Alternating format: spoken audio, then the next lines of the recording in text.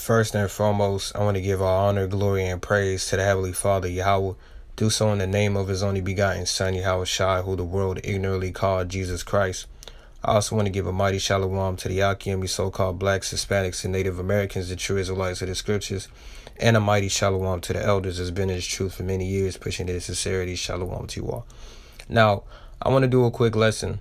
So, my lesson is to harp on something that, I witnessed myself, and I also, Spirit been put on me, seeing in the Scriptures, that I, pretty much, Salaki want to speak on. Now, this is something that I've noticed, a lot of people, they wait till, the holy days to try to get their spirit right and present themselves in a righteous manner after doing all manner of wickedness, not loving their neighbor, etc. And they think, keeping these holy days is going to exempt them from judgment. Let's include the Day of Atonement. If you're somebody that's consistently wicked and you think, keeping these holy days, you're going to escape God's wrath and the judgment that He has for you, then you're out your mind.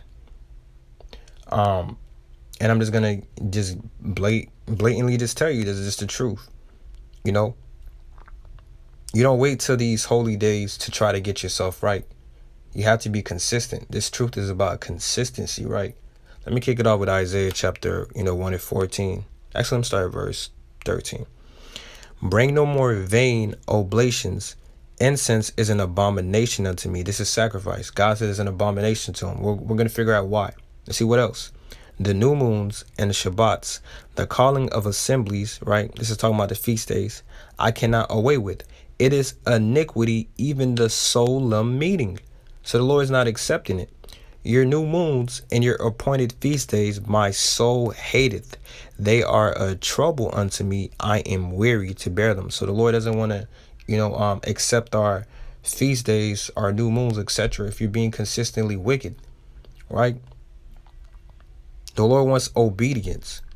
What was happening during this time too, you had Israelites that were being wicked, and they were keeping all the holy days, all the feast days, and they thought the Lord was accepting it. The Lord said He's not dealing with that.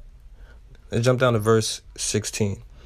Wash you, make you clean, put away the evil of your doings from before mine eyes. Cease to do evil.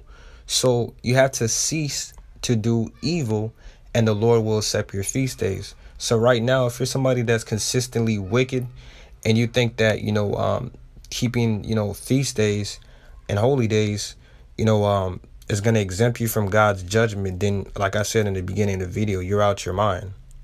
Let's go to 1 Samuel, right? Let's go to 1 Samuel, chapter 15. And this also goes into our sacrifice as well at the time. But the same principle still applies today. This is 1 Samuel chapter 15 and 22. It says, and Samuel said, has the Lord as great delight in burnt offerings and sacrifices? So we know the Lord, He loves sacrifices, but keep watching. As in obeying the voice of the Lord, right? So He's saying, what's as great, the sacrifice or obeying the Most High God's voice, right? Which is keeping His commandments. Behold, to obey is better than sacrifice. Sacrifice is part of the law, but if you're being wicked, you're not keeping the other aspects of the law. The Lord is not accepting sacrifice. It says, behold, to obey is better than sacrifice, and to hearken unto the fat of rams. For rebellion is as the sin of witchcraft, and stubbornness, which a lot of our people, have, is as iniquity and idolatry. Because thou hast rejected the word of the Most High, He shall also reject thee from being king. This was talking about, obviously, I think Saul at the time. But the point is, this applies to Israel. Because as a nation, we were keeping the feast days, was keeping all the holy days, but we were being wicked, and the Lord didn't accept it, right? So let's also get, Amos chapter 5 right quick. Amos chapter 5, and let's get right here right quick. Amos chapter 5, and okay, come on. 21. I despise your feast days, and I will not smell in your solemn assemblies. right? Though you offer me burnt offerings and your meat offerings, I will not accept them. Neither will I regard the peace offerings of your fat beast.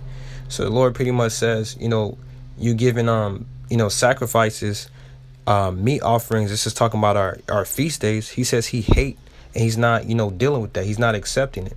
So if you're somebody that's consistently wicked and you're keeping all the holy days, hey, you're keeping it in vain. The Lord's not accepting it, and that's just the truth.